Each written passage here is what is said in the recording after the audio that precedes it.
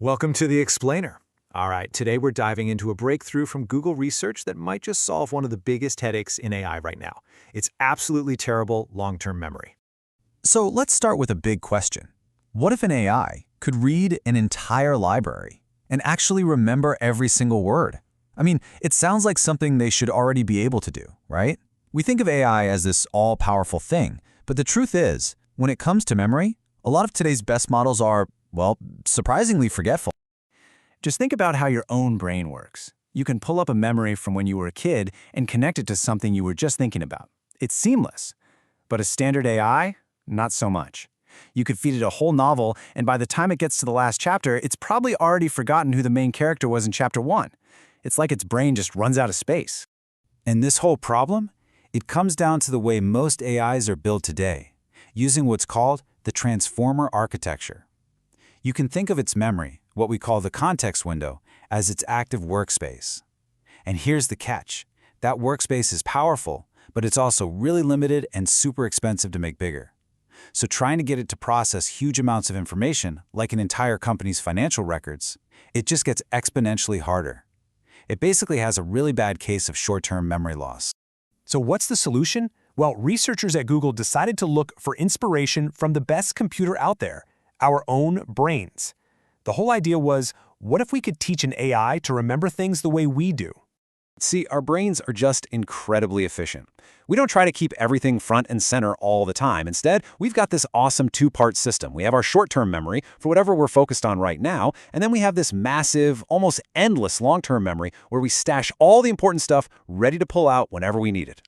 And that two-system idea, that is the core insight behind this brand new family of AI models they're calling Titans. The goal here wasn't just to make a bigger, clunkier memory. No, it was to copy that super efficient, brain-like split between short-term and long-term storage.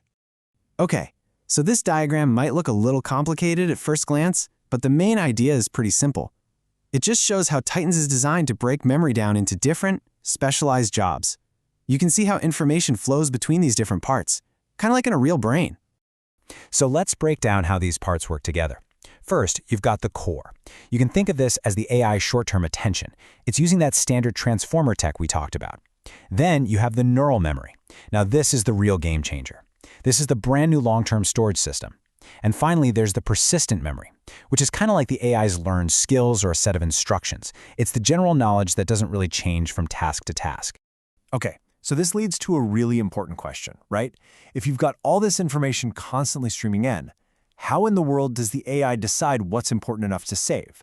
What gets to go from that short-term core into the long-term neural memory? Well, the secret sauce here is surprise.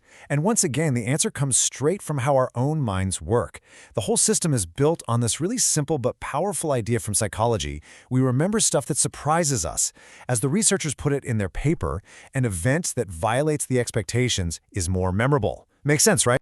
So here's how it actually works. As Titans is chugging through new information, it's constantly measuring how surprising that new info is compared to what it already knows. And the bigger the surprise, the more important that piece of information becomes, and the more likely it gets saved to that long-term neural memory.